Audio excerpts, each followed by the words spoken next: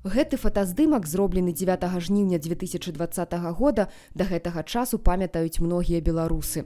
На ім 19гадовая на той момант Марыя Зайцева. У студзені дзяўчына загінула на вайне, змагаючыся на баку Украіны.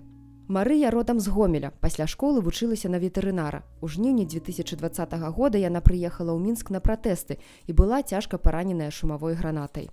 Мы стояли мирно и просили их опустить щиты, кричали, что мы за мир. Помню, нас поливают водой, и после этого взрыв я лежу на земле. Больше ничего толком не помню.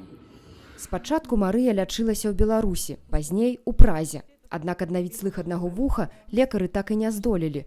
Да 2023 года дзяўчына працягвала жыць у Чэхіі, планавала атрымаць адукацыю і выкладала ангельскую мову дзецям. Прадстаўніца офіса Святланы Ціханаўскай у Чэхіі Крысціна Шыянок, якая дапамагала Марыі ў эміграцыі, распавяла, як дзяўчына апынулася на вайне. Пасля таго, як пачалося паўнамасштабнае ўварванне, яна, канешне, не змагла уседзець раўнадушнай да таго, што адбываецца. Яна адразу падключылася да валантэрства, да такой гуманітарнай дапамогі. Пэўны час прапрацавала ў арганізацыі «Украінская мрія». І ў яе таксама тут у Чэхіі быў досвед працы офіснай. І яна, нягледзячы на тое, што да пэўнай ступені ўсё ж такі пэўная інтэграцыя такая адбылася, яна ўсё адно ўвесь час адчувала патрэбу зрабіць яшчэ штосьці, што наблізіць яе вяртанне ў Беларусь. В такіх гучных кейсах такое, можа быць, пачуццё справядлівасці, яно магло быць вострае перад тым, але яно яшчэ дадаткова абвастраецца. І узнікае таксама такі яшчэ адзін дадатковы фактар, а што падумае грамадства? Ну вот я была параненая, я была аб'ект, я хочу стаць суб'ектам, я хочу даказаць, што я не аб'ект, што я магу вырашаць і я магу набліжаць гэтую перамогу Беларусі. У весну 2023 года Марыя з'язджае ва ўкраіну, на фронт. Тагачасны камандзір 2-го інтэрнацыянальнага легіёна абароны Украіны, у якім служыла Марыя, адправіў яе працаваць у медпункт. Я був вражений тим, що така тендітна, така маленька дівчинка вирішила долучитися до боротьби, вступити до лав бойового підрозділу.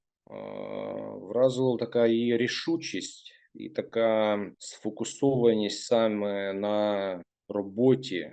Ззовні все це виглядало як така скала, така спокійна, лідяна. У той же самий час дуже відкрита людина і дуже доброзичлива. Тобто ставлення до побратимів, до командирів дуже поважне і виховане. Тобто була така внутрішня шляхетність, я би сказав, така, знаєте, така шляхетна дитина, я не можу по-іншому сказати, бо вона мені в дочки годиться. І я взагалі, я коли її побачив, вона мені моїх доньок нагадала, тому у мене було таке складне відчуття. З одного боку, це мій підлеглий, це мій боєць мого батальйону, з іншого боку, це дитина, яку хочеться зберегти і якось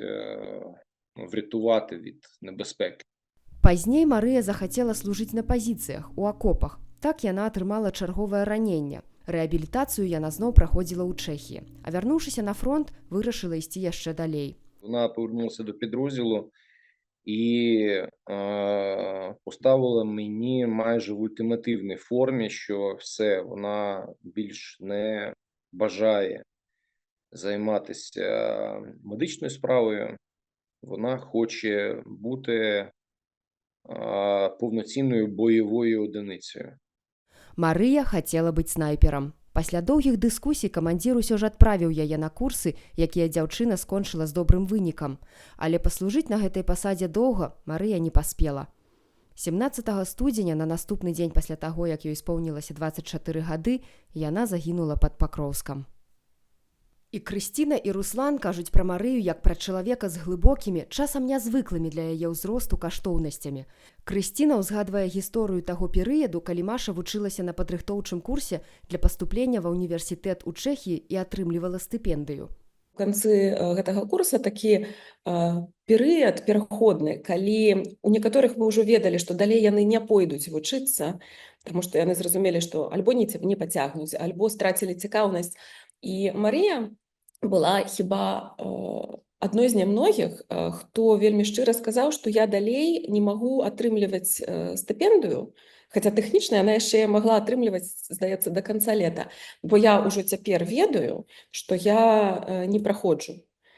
І для мяне это быў такі як бы пэўны прыклад яе маральнасці высокай. Хаця натуральна, што ўсе людзі, которые у вымушанай міграцыі, яны знаходзяцца ў вельмі складаных, у тым ліку фінансавых умовах. Мне здавалася, это проста несувымерна яе ўзросту, што яна вось настолькі у сабе гэта паскладала па палічках, і вось у яе выбудавалася такая вельмі ўстойлівая сістэма, напэўна, і каштоўнасці, і такіх пэўных маральных арыенціраў, і разумення, што такое ўвогуле роўнасць.